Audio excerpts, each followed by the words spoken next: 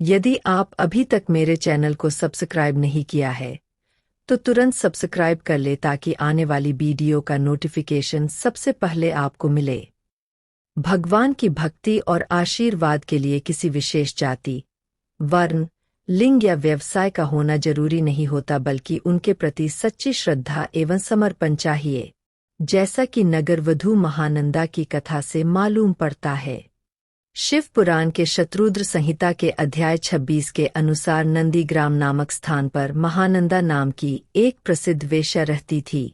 वह बहुत ही ऐश्वर्य संपन्न गौरांग, अनेक प्रकार के रत्नों से सज्जित, संपूर्ण गान विद्याओं में निपुण एवं अत्यंत मनोहर थी। उसके गायन से राजा और रानी भी प्रसन्न थे। लेकिन उसकी एक अद्भुत विशेषता थी, वह शिव नाम जपने में तत्पर रहती थी और सदा भस्म और रुद्राक्ष धारण करके पार्वती सहित शिव का पूजन करती थी।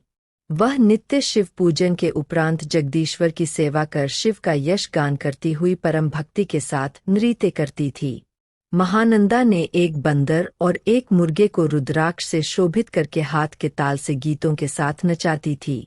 रुद्राक्ष से बनाए गए बाजूबंद, कान के गहनों से शोभित हुआ वानर उसके सामने जब बालक की तरह नाचता था, तब वह और दर्शक बहुत प्रसन्न होते थे। यह कृत्य वह वेश्या शिव भक्ति में तत्पर होकर करती थी। एक समय स्वयं त्रिपुरारी वैश्य बनकर उस वेश्या के भक्ति भाव की परीक्षा के लिए पधारे।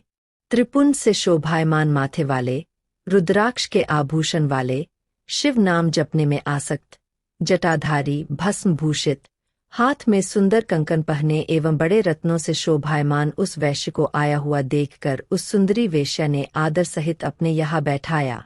वैश्य के हाथ में सुंदर कंकन देखकर महानंदा ने उसके प्रति अपनी आसक्ति प्रकट की एवं वैश्य से उसकी याचना की। उसकी बात सुनकर वैश्य बोला कि अगर इस दिव्य कंकन में तुम्हारा मन लुभा गया है तो तुम हमको इसका क्या मूल्य दोगी? वेश्या बोली, हम व्यभिचारिणी वेश्या है, पतिव्रता नहीं। आठ, यदि यह हाथ का कंकन आप मुझे दोगे तो 3 दिन रात तुम्हारी स्त्री रहूंगी। वैश्य राजी हो गया एवं चंद्र सूर्य को साक्षी मानकर दोनों प्रतिज्ञाबद्ध हो गए। वह दिव्य कंकन देते समय वैश्य ने कहा कि सुंदरी रत्न जटित शिवलिंग सज्जित यह आभूषण मेरे प्राणों से भी अधिक हमको प्रिय है। आठ, इसकी हर तरह से रक्षा करना। वैश्य की बात मानते हुए महानंदा ने उस कंकन को अपनी नाट्यशाला के मध्य में रख दिया। तदुपरांत वैश्य और वेश्या रात्रि में पलंग पर आराम करने चले गए।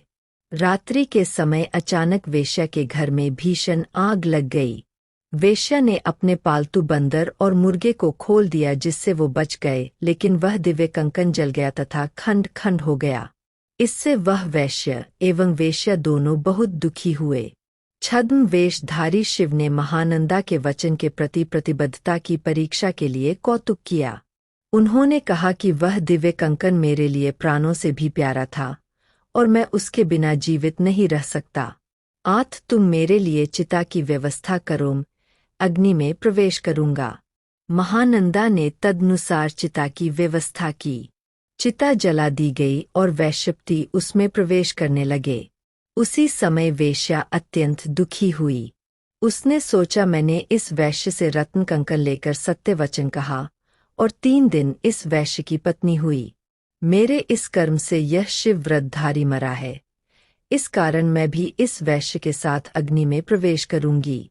उसने मन में सोचा कि सत्य का आश्रय ही परम धर्म है, सत्य से ही परम गति होती है, सत्य में ही सब प्रतिष्ठित है।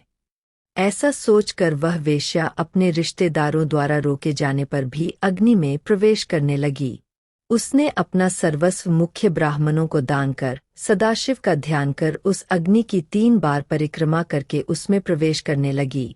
जलती अग्नि में गिरती हुई तथा अपने चरणों में मन अर्पण करती हुई उस वेश्या को देखकर विश्वात्मा साक्षात शिव प्रकट होकर उसको अग्नि प्रवेश से रोक दिए। देवाधिदेव आशुतोष त्रिनेत्र भगवान शिव को देखकर व्याकुल हुई, कांपती हुई, जड़ी भूत सजल नयन महानंदा को हाथों से पकड़कर शिवजी बोले कि तुम्हारे सत्य धर्म और अविचल भक्ति की परीक्षा लेने वैश्य बनकर आया था। मैं तुमसे परम प्रसन्न हूँ और जो कुछ भी तुमको अभीष्ट हो मांग सकती हो। परम प्रसन्न उस वेश्या ने प्रभु से कहा, प्रभु हमको आपके चरणों में अनुराग और सानिध्य के अतिरिक्त कुछ नहीं चाहिए। साथ ही उसने अपने साथ रहने वाले अनुचरों और रिश्तेदारों के लिए भी भक्ति एवं मुक्ति की याचना की।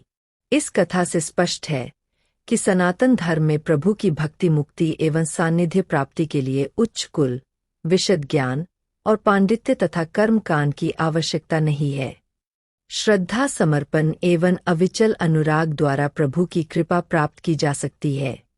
यदि यह वीडियो आपको पसंद आई हो तो आप इस वीडियो को लाइक करें, कमेंट करें और साथ ही अपने इष्ट मित्रों के साथ शेयर भी करें।